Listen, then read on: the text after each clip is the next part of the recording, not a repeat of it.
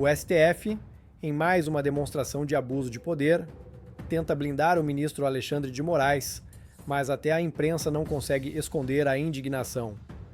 O que está por trás dessa intimação absurda de Jair Bolsonaro em uma UTI? Vamos desvendar essa trama.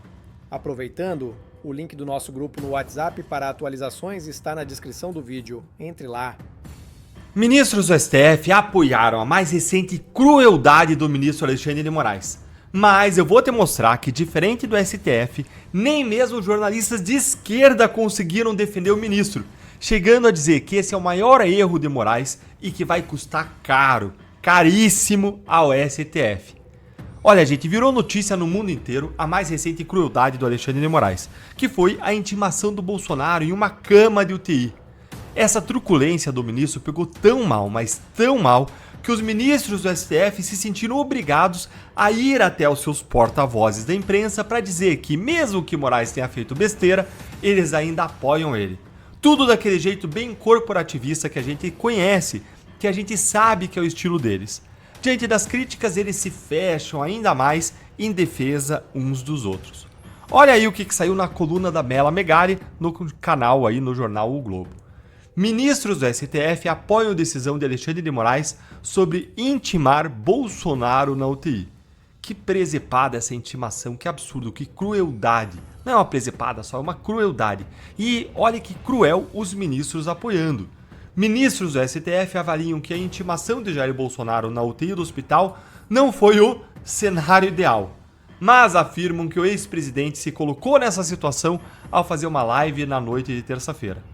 A coluna falou com 4 magistrados, com 4 ministros sobre esse tema.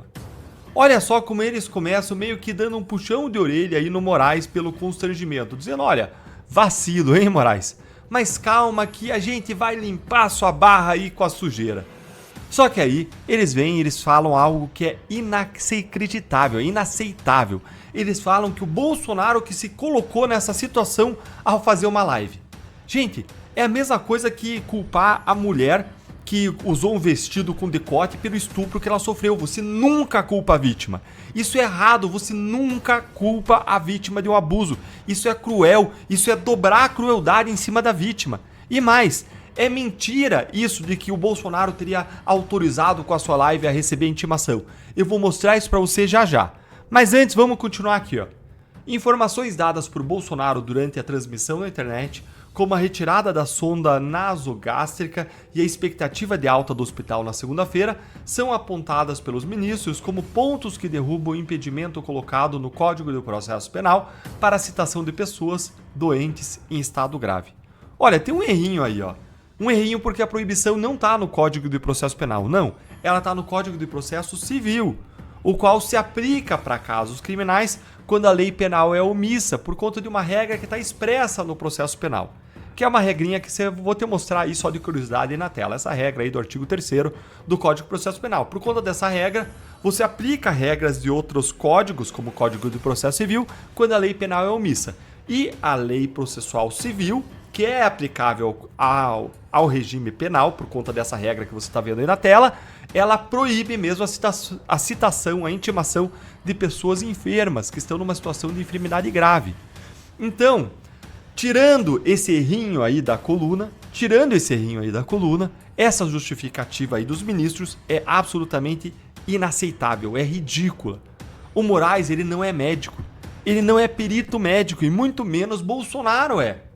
O Moraes, ele não pode se basear no que o Bolsonaro disse na live sobre o próprio estado de saúde para dizer que isso derruba o impedimento de fazer a intimação e aí ele poderia ser intimado. Não, errado. A autoridade aqui são os médicos do Bolsonaro que divulgam os boletins diários do hospital.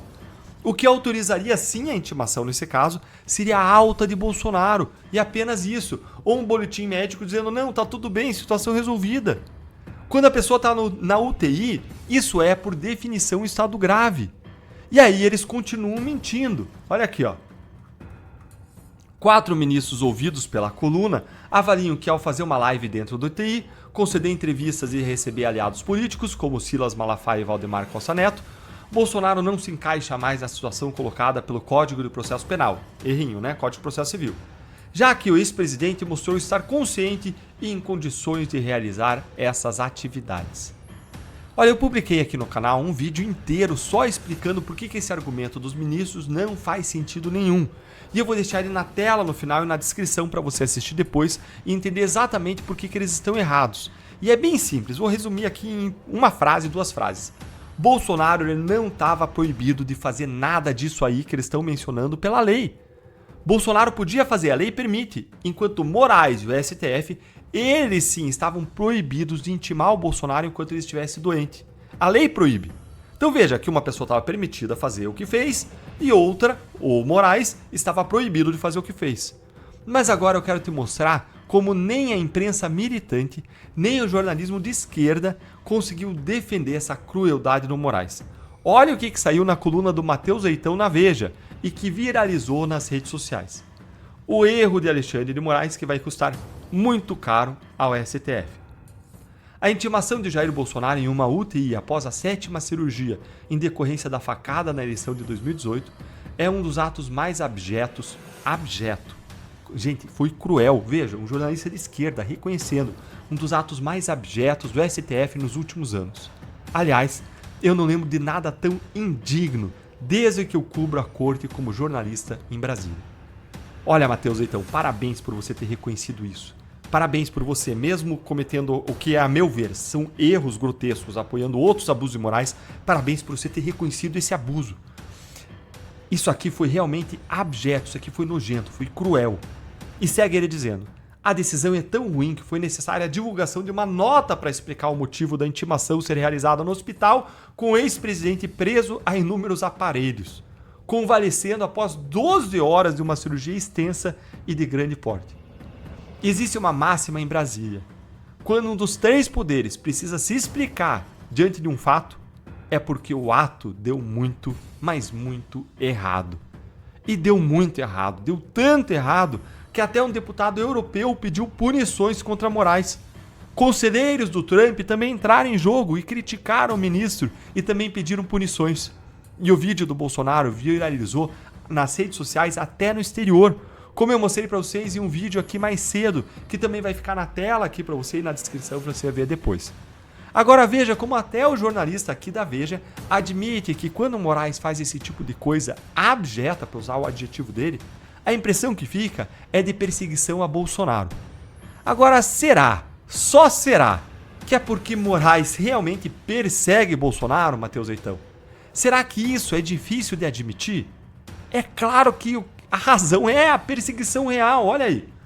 Quando o STF faz esse tipo de movimento de intimá-lo no UTI, a imagem que fica é de fato de perseguição. A corte, assim, acaba ajudando o ex-presidente a atingir seu objetivo. Daí porque foi um ato processual totalmente desnecessário.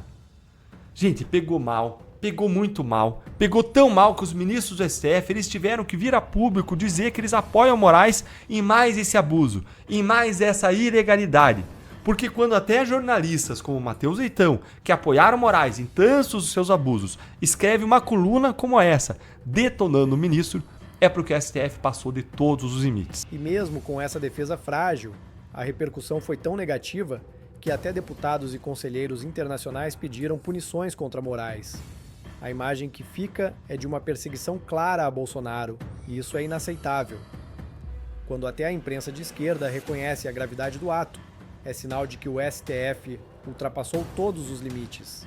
Agora, a pergunta que fica é: até quando o Supremo Tribunal Federal vai apoiar as crueldades de Moraes? Já vimos fissuras nesse muro de proteção, e a pressão está aumentando. Será que estamos apenas no começo de uma grande mudança? O que você acha que vai acontecer a seguir? Deixe sua opinião nos comentários, curta o vídeo e inscreva-se no canal. Aqui, sua voz é importante. Vamos juntos lutar contra esses abusos.